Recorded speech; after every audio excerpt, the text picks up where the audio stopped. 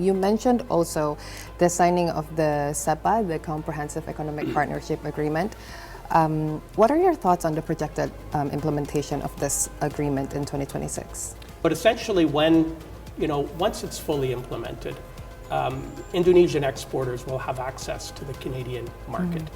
And the Canadian market is not only a market of 41 million people, but we also have trade agreements with the United States, Mexico, Europe, CPTPP, other trading nations. And so Indonesian producers, depending on what they do in Canada, may have access to these opportunities as well.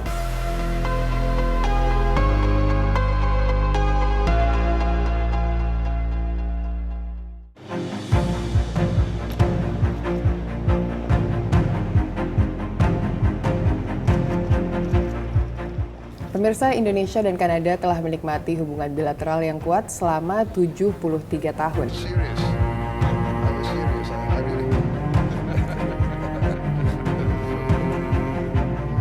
Dan kunjungan Presiden Prabowo Subianto baru-baru ini ke Kanada menegaskan bahwa kedua negara berkomitmen untuk terus memperkuat hubungan tersebut dan mengeksplor berbagai potensi yang masih terkandung di dalamnya.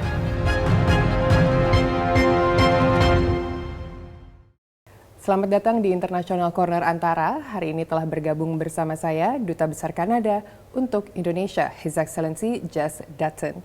Mr. Ambassador, thank you so much for joining me here today. It's a great honor to be here. Thank you for the invitation.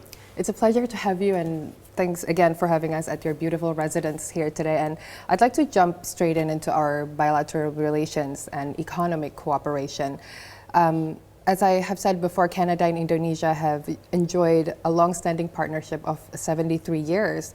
How do you view the bilateral relations between our two countries, and what are your hopes for it going forward?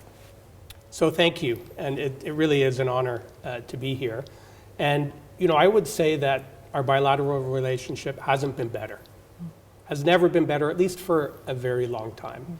As you said, the president, Bapak President Prabowo, was recently in Canada, in Ottawa. He had a very, very warm welcome by our Prime Minister and our Governor General. There were very substantive discussions, not only on bilateral, but global and regional issues. So we are important partners.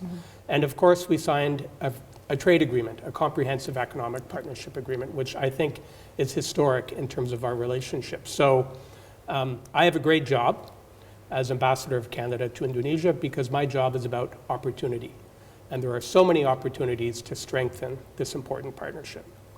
I wonder, under the current administration led by President Prabowo Subianto, what are the areas that Canada is prioritizing right now in terms of the cooperation with Indonesia?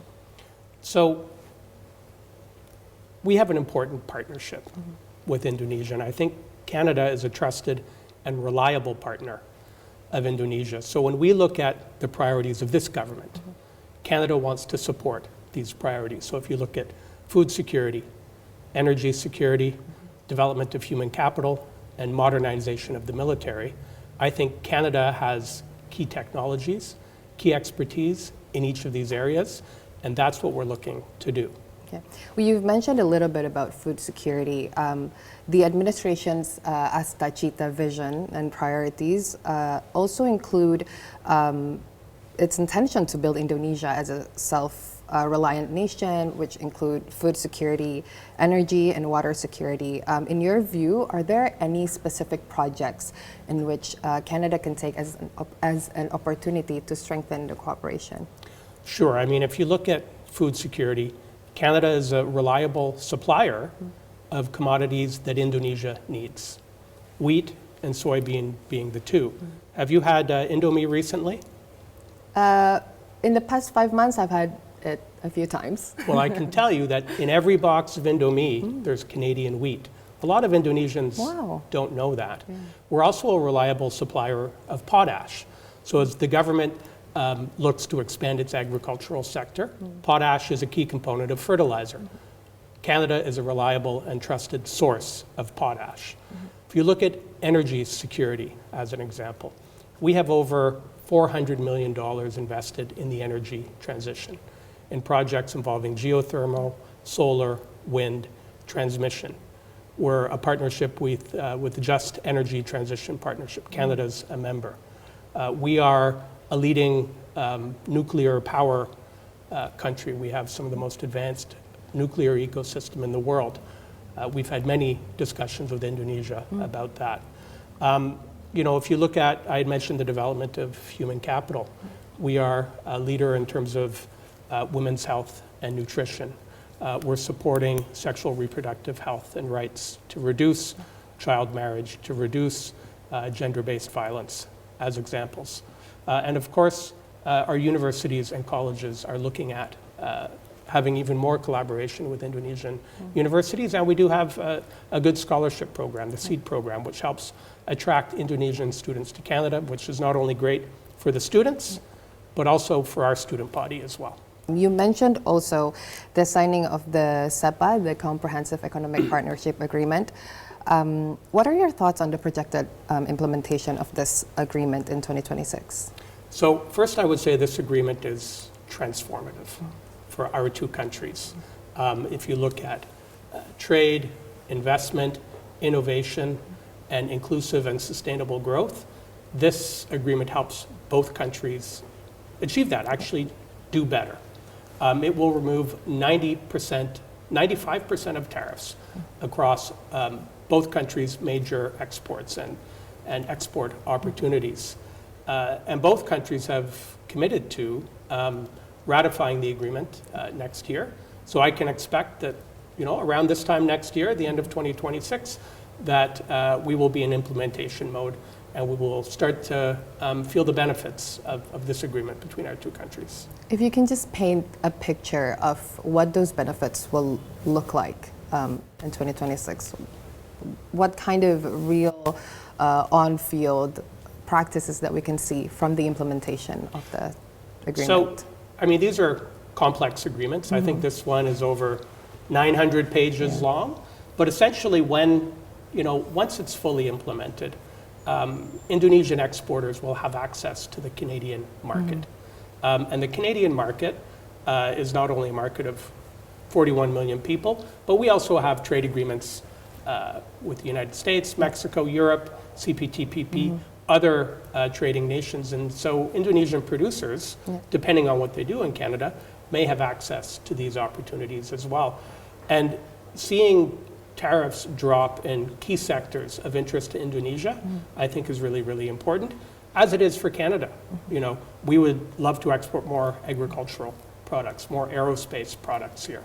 Two-way investment will only be enhanced through a agreed upon dispute resolution mechanism. Labor mobility between the two countries in terms of companies bringing in temporary workers. I think all of these things will help both of our economies to grow and to diversify at this moment, which I think is very, very important. There's so much more benefits than just numbers in these agreements that we'll see. Both Canada and Indonesia are also committed in achieving net zero emissions. What opportunities do you see for Canada to increase its investment or collaboration with Indonesia in terms of renewable energy, carbon management, and maybe other green economy sectors? So I think, first of all, the fight against climate change is important for both of our countries.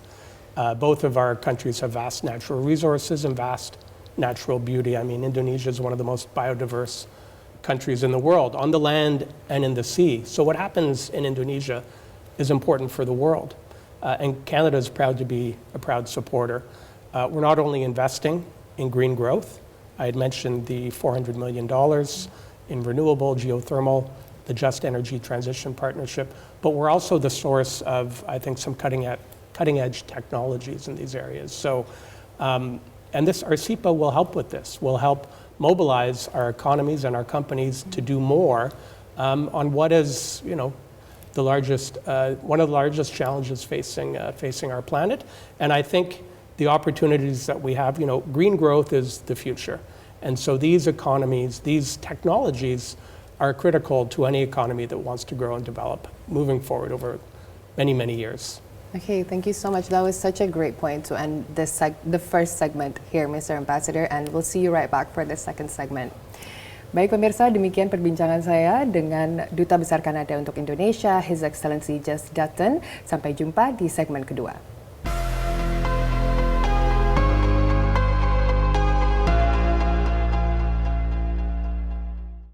A program that brings the world to your screen through insightful dialogues, exploring various issues with international figures. How do you view this? It gives more visibility to Indonesia in France. Revealing various facts regarding bilateral, regional, and multilateral cooperation in numerous sectors. Welcome back, Mr. Ambassador, to our second segment. I'm Grazia Simanjuntak, the producer and host. And I'm your host, Arya Sindiara. Join us on International Corner.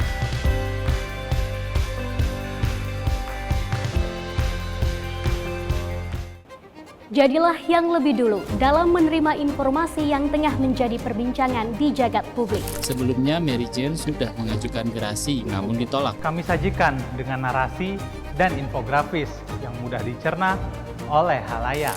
Desain mengotak dengan streamline-nya, membuatnya tampak gahar sekaligus elegan. Saksikan hanya di Perantara, tayang setiap hari Minggu di portal antaranews.com. Dan setiap hari Senin di kanal YouTube Antara TV Indonesia. Pastikan tidak ketinggalan setiap episodenya. Halo pecinta sepak bola Indonesia. Tahu nggak, di 1952 ada Tony Pogasnik, warga negara Yugoslavia yang harus lewati lobi politik dulu untuk latih timnas Indonesia. Nah, itu baru satu fakta. Masih banyak lagi hal seru dan fakta menarik tentang sejarah dan sosok-sosok penting sepak bola di tanah air. Saksikan hanya di Sport Antara.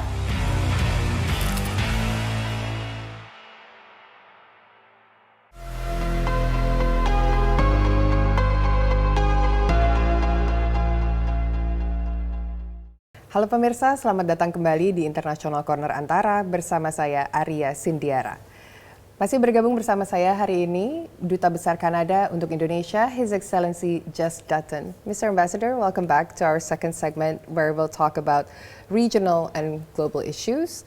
I'd like to jump right into the issue of the U.S. tariff policy, which under President Donald Trump's administration, it's likely to impact global trade dynamics, which include towards ASEAN members. In your opinion, what can countries like Canada and Indonesia do together to mitigate these effects and avoid escalating trade tensions? Well, I can say that Canada and Indonesia are doing it. Our Comprehensive Economic Partnership Agreement, which was signed last September, I think is an important step to diversify our trading partners, but also to have a rules-based, trade governed by rules, and that's what CEPA does. Canada is also negotiating an FTA with ASEAN that we hope will be concluded by the end of 2026. Indonesia has applied to join the CPTPP. Canada is a member of the CPTPP, and we welcomed Indonesia's application. Indonesia has also applied to join the OECD, which is a longer process, but one which we also very much welcome, because having countries like Canada and Indonesia part of these, international rules-based trading systems, I think is very important to both of our economies. So that's one thing, that we can do, is to, where possible, strengthen the rules and ensure that Indonesia and Canada are part of these groupings. And these groupings give companies predictability, and they give our economies predictability and will allow us to grow. And of course, I think we will need to work very, very hard to ensure that we maximize the benefits of our own agreement. And I can say for the first time ever, Canada has what we call an ecotech package. It's a technical assistance package that will be used to support the Indonesian government to help it meet the various obligations that it has agreed to under the Canada-Indonesia CEPA. This is over a 5-year period, but also ensuring that Indonesia fully meets the requirements of the Indonesia-Canada CEPA will also be helpful for Indonesia's application for CPTPP, of which Canada is a member, and eventually OECD. So you would say that a diversified market and multilateralism would be the way to do that? Yeah, I mean, what can we control, right? And we can control our trading relationship. We can control what groupings of trading blocks that we want to be a part of. And I think that's what we really need to focus on. I mean, Canada, our government, has made a commitment to double our non-US trade by 50% over the next 10 years. Indonesia is going to be an important part of that commitment. Okay. Mr. Ambassador, Canada is also known for its inclusive immigration policy, and I'm sure this is also known amongst the people of Indonesia too, and also about global skills programs. I wonder if there are any new initiatives to enhance labor mobility or vocational cooperation with Indonesia, and particularly maybe in digital and green economy sectors. So, Canada is a country of immigrants. We have grown through immigration. So it is really, really important to us. And we have in Canada people from around the world, even from Indonesia. So we have a number of different programs available for those with specific skills, temporary foreign workers, to come and find opportunities in Canada. As part of our CEPA, companies will have opportunities to send employees for short-term stints in either of our countries. So, I think there are a number of existing programs there that really look to encourage this. And in fact, the province of New Brunswick has an agreement with Indonesia now in the nursing space to allow Indonesian nursing practitioners, professionals, to get that experience in New Brunswick. And of course, we're looking to attract even more Indonesian students to Canada. We have about 1,500 right now, I believe, and we're looking to have even more because these are some of the best students that we have in Canadian universities. Right. We'll talk about our education cooperation more in depth in our third segment, Mr. Ambassador. I'd like to move into climate change, which continues to be one of the world's most pressing challenges to this day, and we've talked a little bit about this in the first segment as well. But how can Canada balance its commitment to reducing emissions with the economic role of its oil and gas industry? And can cooperation with Indonesia contribute to this effort? So, I mean, as you know, Canada has a very strong oil and gas sector. And it's really about a fine balance between reducing our emissions while continuing to develop an important sector for the Canadian economy. And I think that's about investing in new technologies. And I can give you a few examples. One is carbon capture and storage. Canada has 8 of carbon capture and storage initiatives that are active now out of, I think, about 70 in the world. And in our pipeline, I think we're in the top 5 in the world in developing this technology. And our geology is well suited to carbon capture and storage. And the hydrogen that we're able to extract from these mechanisms is also really important. And I believe Canada's number 2 in the world in terms of using hydrogen in this way. And I think these are technologies that we're happy to share. And we're happy to work with Indonesia that has expressed an interest in expanding not only its knowledge, but possibilities for carbon capture and storage. Because while Indonesia's geology is different from ours, there are a number of opportunities in that sector. So that's one area where we can work together. Of course, across the range of renewables, Canadian companies are leading in new technologies in wind, solar, geothermal. So I think various partnerships through some of the investments that we're making through multilateral institutions, there are a lot of opportunities for us together to advance these technologies to ensure that the world is getting greener and greener as we move forward. So there's still so much we can do together. Yes. But Mr. Ambassador, when we speak about global issues, I think it's impossible to not pay attention also to conflicts happening in the world. We have, Israel and Palestine, we have Russia and Ukraine also. How do you think Canada and Indonesia can contribute to promoting peace and dialogue, both through bilateral initiatives and multilateral forums? I think Canada and Indonesia, very much have shared perspectives on the world and shared aspirations. As what some would call middle powers, we believe in a rules-based international order.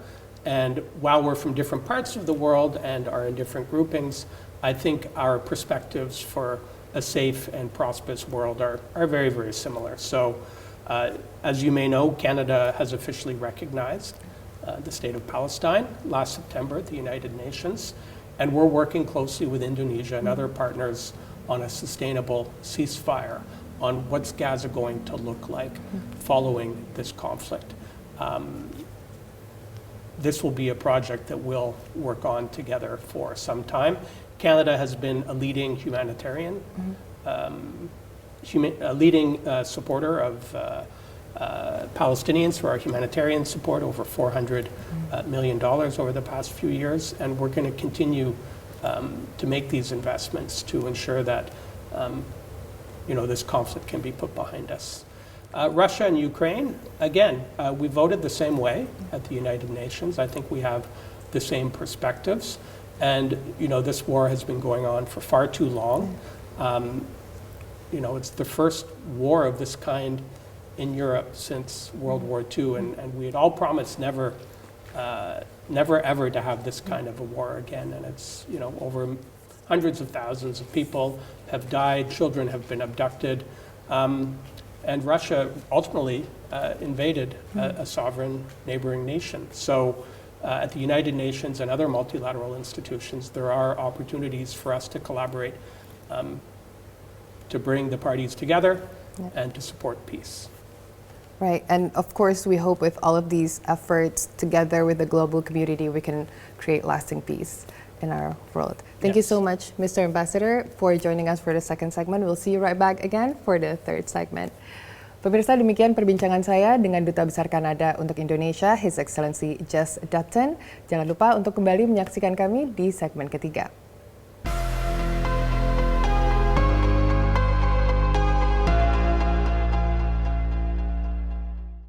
A program that brings the world to your screen through insightful dialogues, exploring various issues with international figures. How do you view this? It gives more visibility to Indonesia in France. Revealing various facts regarding bilateral, regional, and multilateral cooperation in numerous sectors. Welcome back, Mr. Ambassador, to our second segment. I'm Grazia Simanjuntak, the producer and host. And I'm your host, Arya Sindiara. Join us on International Corner.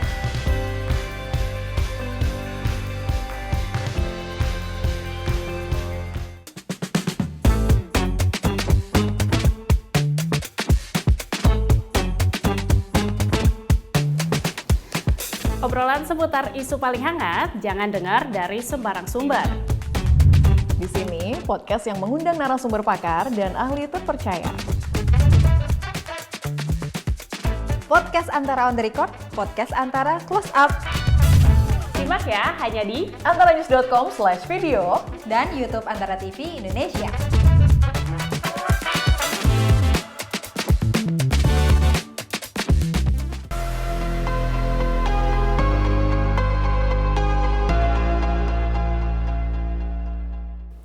Pemirsa, selamat datang kembali di International Corner Antara bersama saya, Arya Sindiara.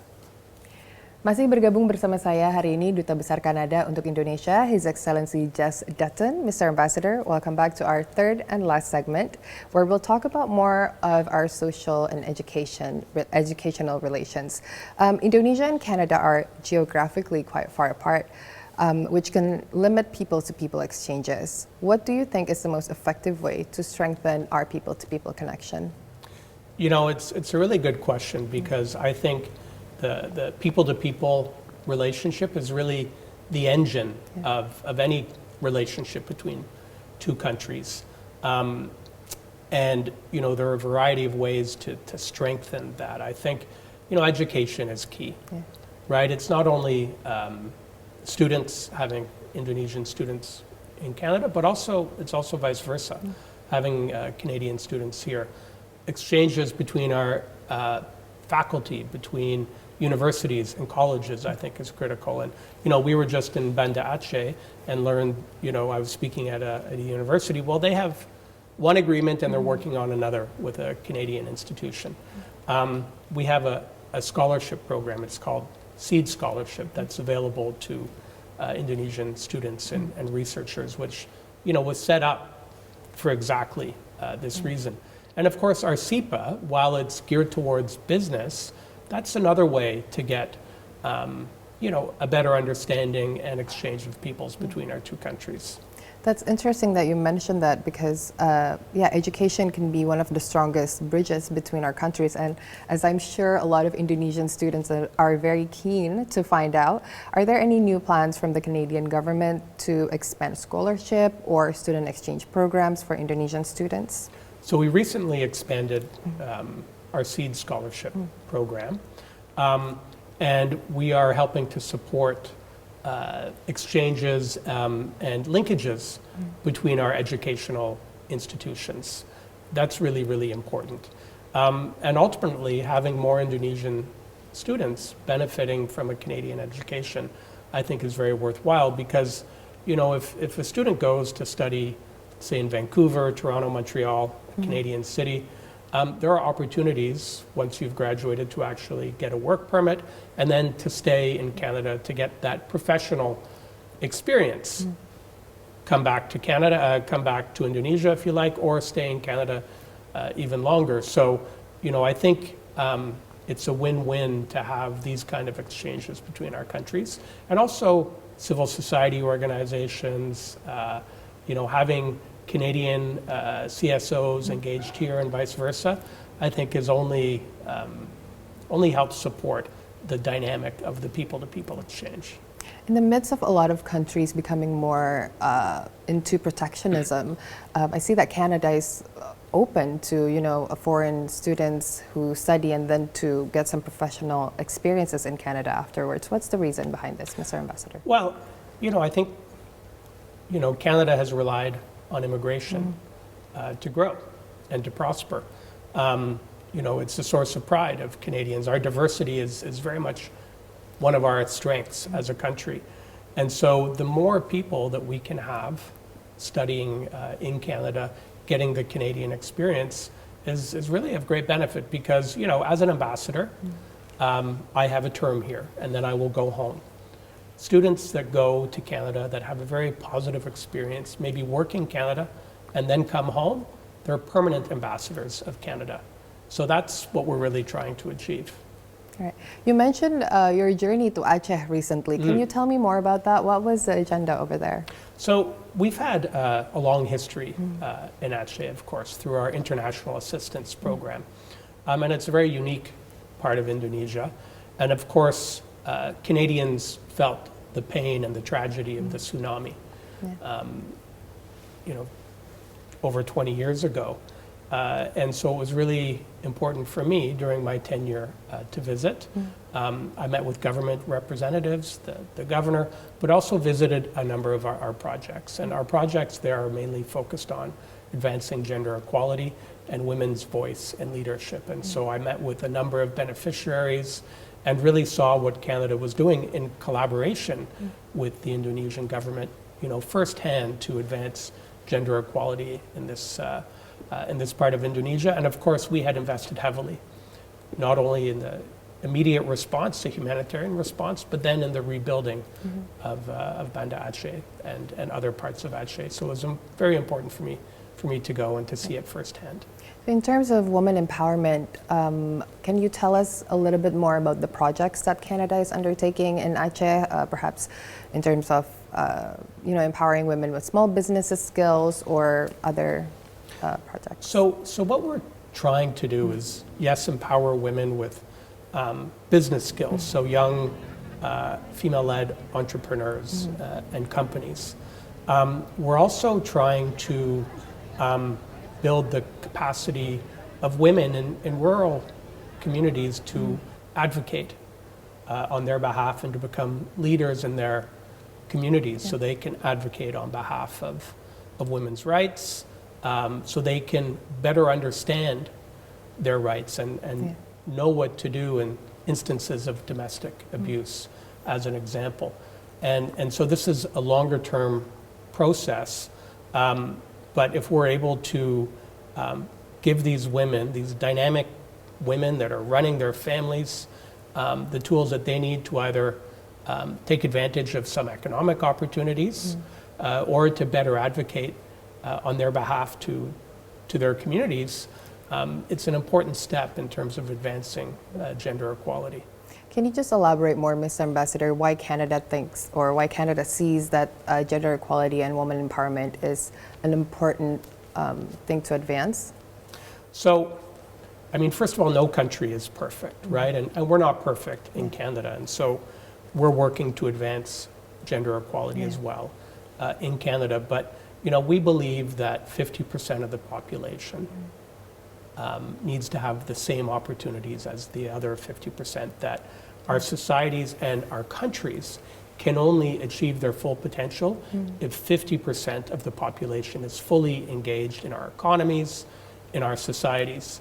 And so having women in government, in politics, running companies, CEOs, doing whatever they want, is to have women involved in peace processes. That is the best way to, you know, for our countries to advance and for our economies to grow. 50% of the population needs to be actively engaged. Every country has a different story to tell. Every country has different historical and cultural backgrounds. But we know that, and I think statistics have proven this, that the more women are involved in the economy in various sectors of life, the better we will do. Such a strong point to end our segment here, Mr. Ambassador. It has been such a pleasure to have you here on International Corner. Thank you so much for joining us. The honor has been mine. Thank you very much. Thank you. Baik pemirsa, demikian perbincangan saya dengan Duta Besar Kanada untuk Indonesia, His Excellency Jess Dutton. Terima kasih telah menyaksikan International Corner. Sampai jumpa di International Corner berikutnya.